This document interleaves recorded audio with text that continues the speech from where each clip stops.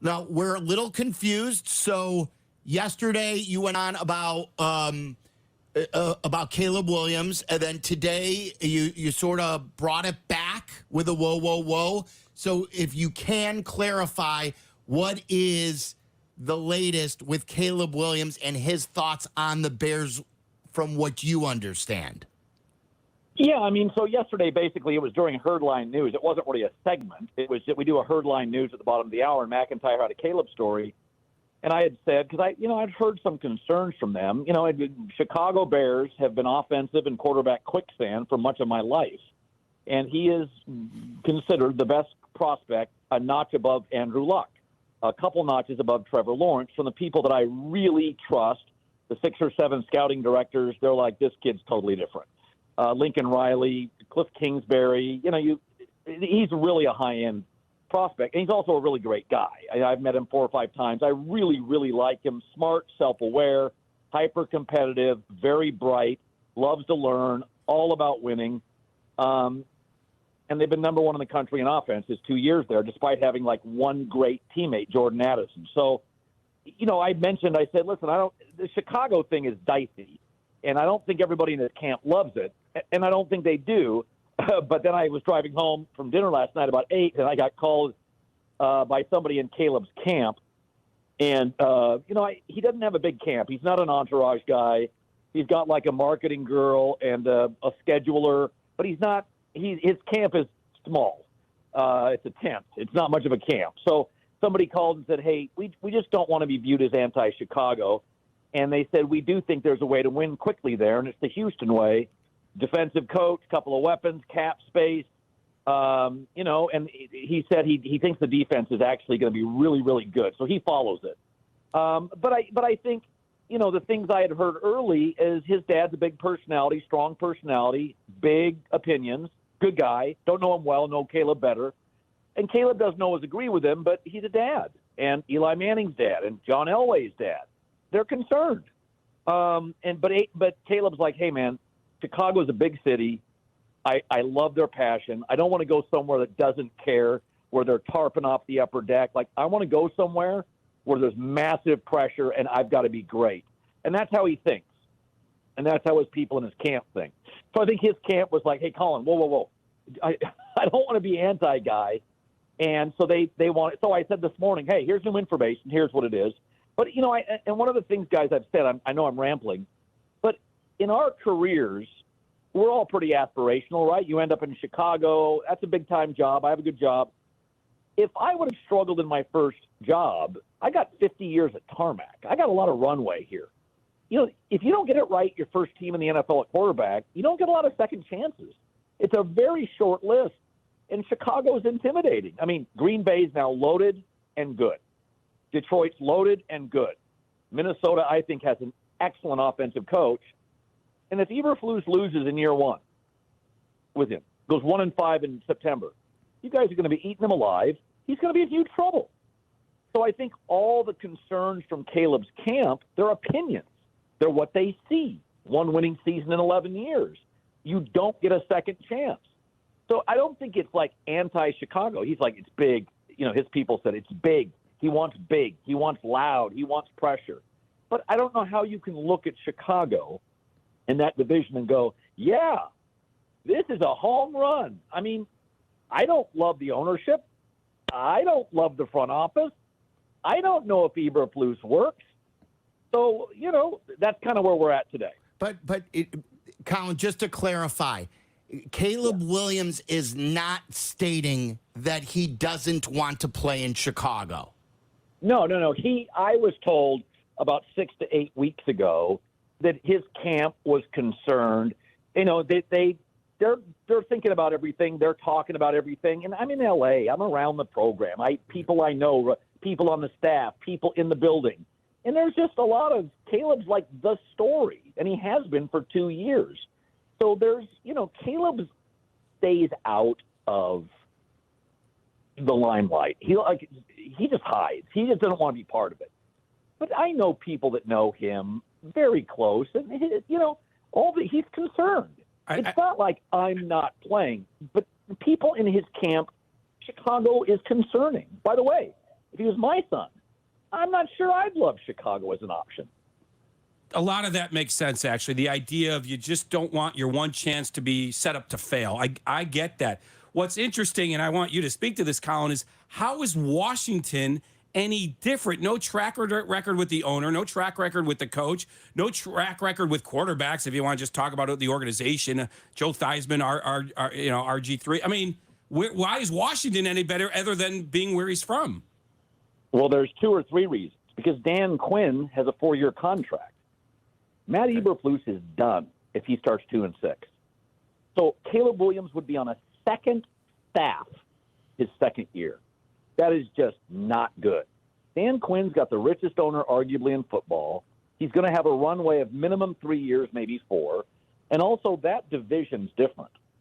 That division's got old Dallas, overpaid Dak, old Philadelphia, and dysfunctional New York. Caleb's division has, does any team in the league have more good young tight end, wide receiver talent than Green Bay? Detroit is stacked and young.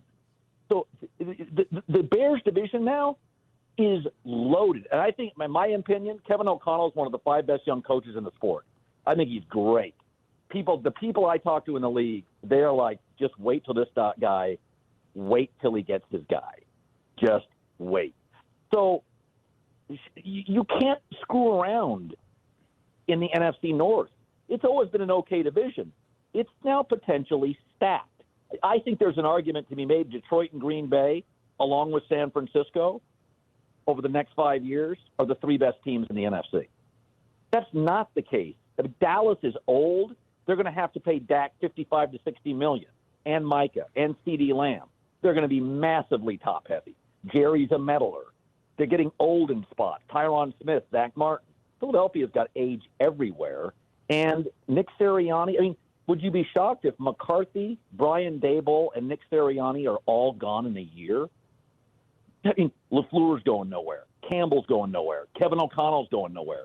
For the NFC East, Washington, if Washington got Drake May and he crushes, Dan Quinn will have the most continuity and the best quarterback in the division in a year.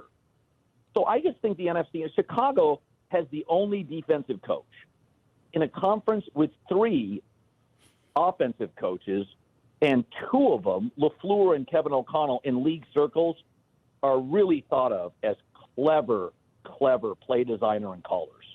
So it's an uphill battle in Chicago, and Washington's got more cap space.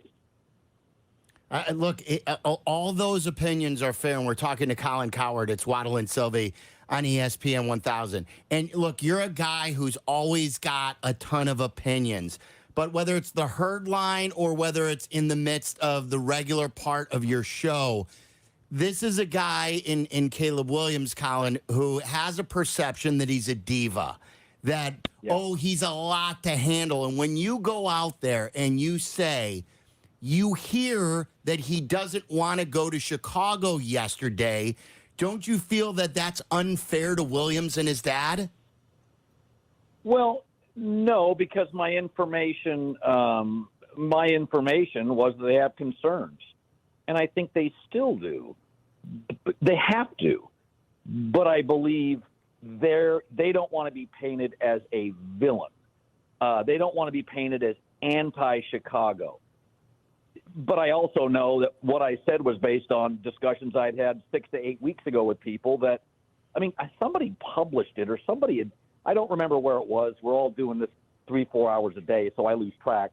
But there was a story, I thought it was right after the season, Caleb, Chicago, concerns. I don't know where it was published. I haven't Googled it lately. But I talk regularly with people, and there's a lot of people in Chicago that don't love the coach, the GM, the president, or the owner. And that's not a opinion that's considered hyperbolic out there. Who's that? Like, players? Who are you talking about? Players? Oh, no. If you ask people in the league that I talk to, I got 6 GMs I talk to regularly, scouting directors, executives around the league, broadcasters who have played, people, networks deal with some of these people. I don't think people look at Chicago as, the owners, even in Chicago, are not McCaskey, aren't loved. They're some of the poorest owners. We don't know about the president from the Big Ten, but what do we know about him as a pro exec? Ryan is an executive, young. We don't really know. He did look, but Colin. He did put a lot of what you say about the ownership is fair. What they did with the coach, I understand because they could get the timeline wrong. But Ryan Poles did pull off this trade with Carolina, which is one of the great trades in NFL history, and it's the only reason why they're drafting at number 1 to begin with. Yeah, that's great. I'm not disputing that. He also did the Chase Claypool move. Velus Jones is one of the worst picks in 5 years. It's an imperfect world. I'm not saying he's not great. But I'm saying is it's not considered as well run right now as Detroit's front office or Green Bay's organization. The Vikings are always considered very strongly run. San Francisco's well run. Howie Roseman, Philadelphia. The Rams, Snead, McVay. There are organizations in football, 10 to 12, that are considered annually very well run. The Bears are not. I mean, they have not had a top 10. They haven't had a top 15 offense, I think it is. They have one winning season in 11 years. What can you say? It's hard to lose that much in the NFL. It's not college football. The whole system is you stink and you get good draft picks. It's hard. Green Bay wins for 30 years. Chicago wins very infrequently. Atlanta wins very infrequently. Carolina wins infrequently. There's a reason. So nobody's picking on Chicago, but when you're Caleb Williams' people, how do you not have concerns? And I was told those, I think, 8 weeks ago. People were like, in that camp, they're like, we've got concerns. Well, when you voice those concerns, people say, oh, Colin, that's over the top. They just called and said, they weren't yelling at me. They just said, we're not anti-Chicago. The concerns are obvious stuff that we all see. But, they do see a route to win, and it's the Houston route. And that is a fair route. That's the AFC's tougher.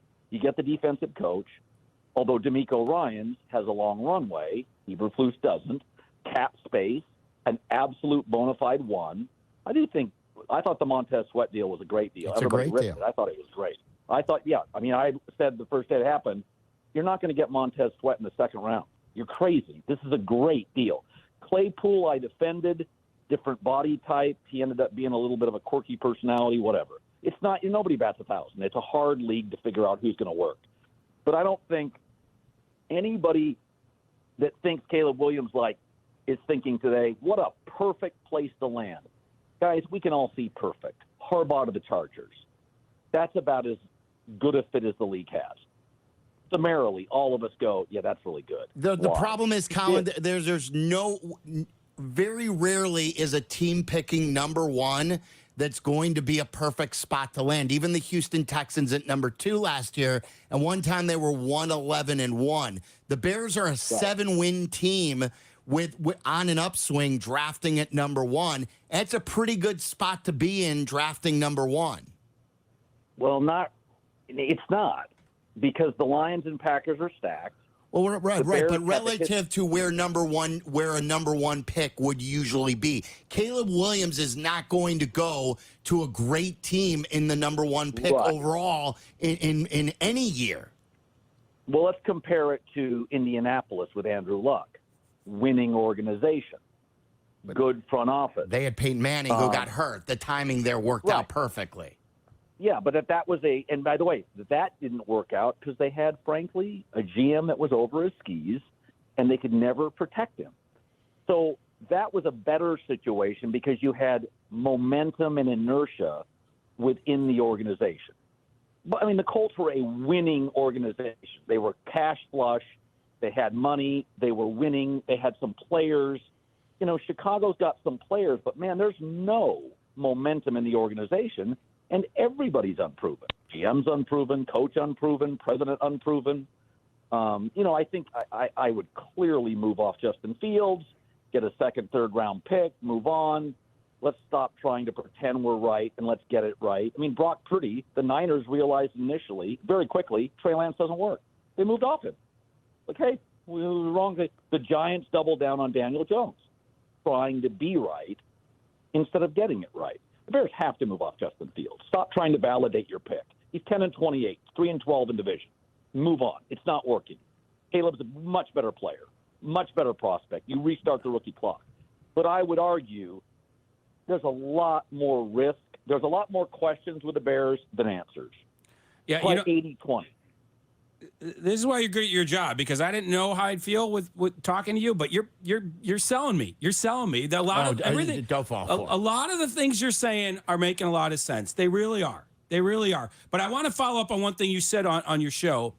You mentioned his dad, and I've heard something separately about his dad as well. And I want to know, we've all been around athletes where dads can be a problem. Is it a plus, a minus, a neither situation? One thing I heard is he may want to sort of challenge the contract system for players taken in situations like Caleb.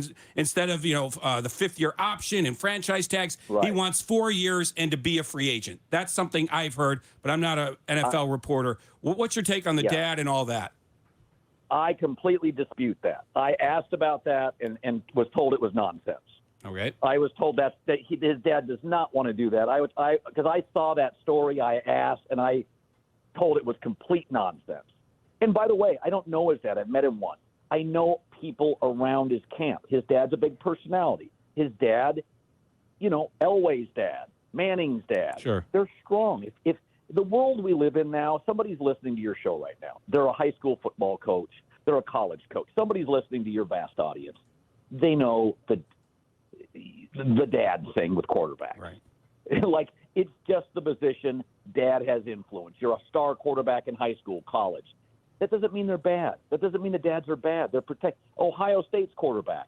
He wanted guarantees from Ryan Day he would start, and Ryan's like, we love him. But he wasn't that good. He's going to battle for the number one job. And the dad for Ohio State's quarterback says, we're going to Syracuse. I don't think his dad's a bad guy. I think that's the reality of dads. I have two friends whose kids are college athletes, one a college quarterback. They're very reasonable, but they want their kid to play, and their kids are now going to transfer. So Caleb Williams' dad he's a big personality. He's a dad, and he's a big part of his life. They don't agree on everything, I've been told. They're not, and he's a dad and the son. But the idea that his dad is going to change the league, they just laughed at that when I asked. They were like, "Go, give me a break." That's not true. Colin, yes, I was told 8 weeks ago. Caleb's smart. He looks at everything. You can't look at Chicago objectively and not go, "Oh, Jesus, are we sure about anything? Owner, president, GM, coach, O-line, are we sure?" Caleb's people feel the defense is very, very good, and they think the weapons are good, and they like their cap space. They do believe there is a way to win in Chicago, but they also aren't. They're well-versed. Green Bay and Detroit are freaking stacked right now, and they're not paying any of their players for 2 more years. Colin, how good is Caleb Williams going to be? Oh, I think he's the best college quarterback I've ever seen. I was a Andrew Luck sycophant. He's significantly more mobile. He's got a better arm. I think he's the best college quarterback talent I've ever seen. I think he's insane. I mean, I know the USC roster front and back. Jordan Addison was a terrific player. They don't have another elite player. They have a kid named Monheim on the offensive line. He'll make the league. If he comes, I don't think he's coming out. I think he's going to move to center, interior. He's a very good player. He'll be a nice third-round NFL offensive lineman. They just have guys, and they led the nation in offense. And this year, the Pac-12 this year was, as you guys follow, was exceptional. It was really good. And the coaching wasn't at USC on the defensive side, so every game was a track meet. If you guys want to go look at Caleb Williams, go watch the Arizona game. So Arizona won 7 games to end the season, beat Oklahoma in a bowl game. Caleb Williams does stuff. There's a play near the goal line. I think it's either in overtime or got into overtime. It just doesn't make physical sense. It's Mahomes meets Allen meets Lamar. There's 3 defenders. They're all around him, and he gets into the end zone. He's just different. And in person, he's only about 6'1", but he's thick. I think he's a really always got a smile on his face, bright. I think when I'm a sportscaster, I always think, what if that was my son, or what if that was me? And I think actually Caleb stayed out of it. He doesn't want to be a villain. He's very quiet. But God, if I was Caleb Williams and I looked at the Bears, I'd be concerned. There's a million questions. How many answers do you have? You have a great receiver. I like your left tackle. I think the defense is pretty. I think Eberflus knows what he's doing on defense. But man, that division's good. Really, really talented now. And so, he wants to make it clear he's not anti-Bear Chicago. He's not. He sees a route. But I was told 2 months ago there's concerns. Honestly, would you think Caleb Williams, would you want somebody that didn't go, are we sure about this? He's a conscientious kid. He's bright. He's well-read. He knows what he's doing. So did Manning. So did Eli. So did Elway. They're bright kids. Like, they looked at the world and went, this isn't perfect. Colin, we appreciate your time. I get it. Look, there's skepticism. They've never had a quarterback that's going to be a star. I understand that. They've got to prove it. But I think the Bears are pointed in the right direction. That's not a hometown guy. But I've been plenty skeptical. I've been called a hater many times. But we appreciate your time. Thank you. Good stuff, Colin. Thanks. What's up, YouTube? It's Silvy from Waddle and Silvy. Are you subscribed to our channel? Make sure you do. And if you love the video, hit that bell. And thanks.